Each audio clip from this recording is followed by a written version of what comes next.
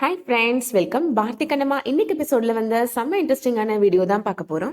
வீடியோவை பார்க்கறதுக்கு முன்னாடி நம்ம சேனலை இன்னும் சப்ஸ்கிரைப் பண்ணலைன்னா சப்ஸ்கிரைப் பண்ணிட்டு பெல் ஐக்கானை கிளிக் பண்ணிக்கோங்க. அதுல ஆல் அப்படின்னு ஒரு ஆப்ஷன் வரும், அதையும் செலக்ட் பண்ணிக்கோங்க. பாரதி வீட்டில் நடக்கிறத காமிக்கிறாங்க.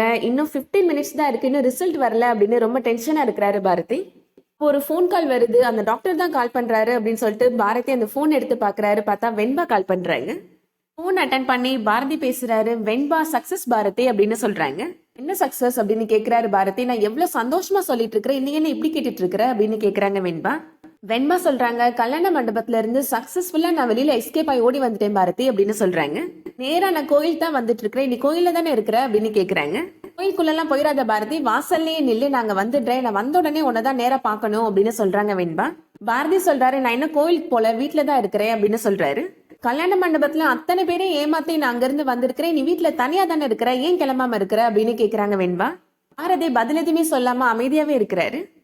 என்னை நம்ப வச்சு ஏமாத்திடலான்னு மட்டும் நினைக்காத பாரதி, நீ வரலன்னா நான் இங்க ரேஷ் டிரைவ் பண்ணி ஏதாவது லாரியில போய் மோதி நான் செத்து போயிருவேன் அப்படின்னு மிரட்டுறாங்க வெண்பா. என்ன வெண்பா, எப்ப பார்த்தாலும் செத்துருவேன் மிரட்டிட்டே இருப்பியா அப்படின்னு பாரதி கோவமா கேக்குறாரு. உனக்கு தான் கோவில் தூரம், எனக்கு பக்கம் தான், நான் 10 நிமிஷத்துல வந்துருவேன், நான் இப்பவே கிளம்புறேன், நீ வரதுக்கு முன்னாடி நான் வந்துருவேன் அப்படின்னு பாரதி சொல்றாரு. இதை கேட்டக்கு அப்புறம் தான் வெண்பாவுக்கு ரொம்ப சந்தோஷமா இருக்கு. பார்த்து பத்திரமா வா பாரதி அப்படின்னு சொல்லிட்டு போனை கட் பண்ணிடுறாங்க. அடுத்ததான் கல்யாண மண்டபத்துல நடக்கிறத காமிக்கிறாங்க.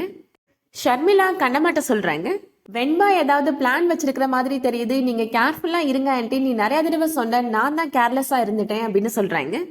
சௌந்தர்யாவுமே சொல்றாங்க, கண்ணம்மா என்கிட்ட சொல்லிட்டு தான் இருந்தா, பின்னாடி நடக்க போறத முன்னாடியே புத்திசாலித்தனமா அவ யோசிச்சிருக்கிறா, புடவை மாத்த போனவ திருப்பி வரவே மாட்டா அப்படின்னு சொல்லிட்டு தான் இருந்தா அப்படின்னு சொல்றாங்க. நான் தான் வெண்பாவுக்கு கல்யாணம் நடக்க போற சந்தோஷத்துல அவ சொல்றத நான் கேட்கவே இல்லம்மா அப்படின்னு சொல்றாங்க.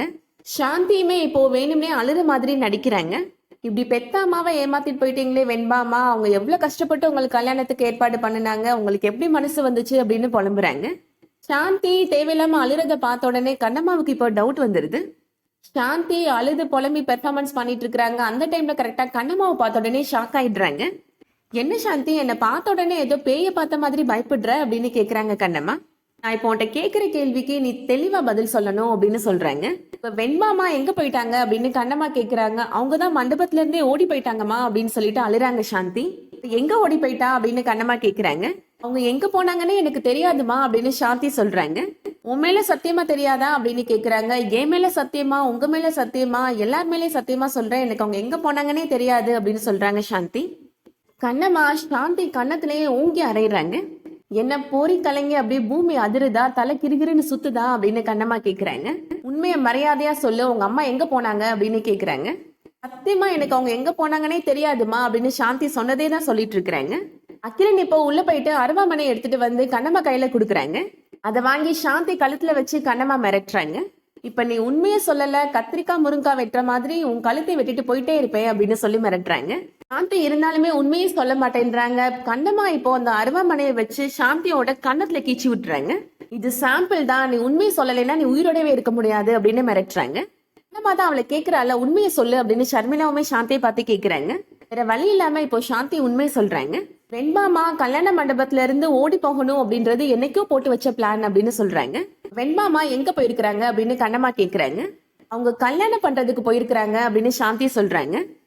சௌந்தர்யா சொல்றாங்க, அவ கல்யாணத்துக்காக தான் நாங்க எல்லாரும் இங்க வந்து உட்காந்துட்டு இருக்கிறோம், அப்படி அவ யார போய் கல்யாணம் பண்ண போறா அப்படின்னு கேக்குறாங்க. சாந்தி அது வந்து அப்படின்னு சொல்லாமலே யோசிச்சுட்டு இருக்காங்க. இப்ப சொல்ல போறியா இல்லையா அப்படின்னு கண்ணம்மா மறுபடியும் மிரட்டுறாங்க.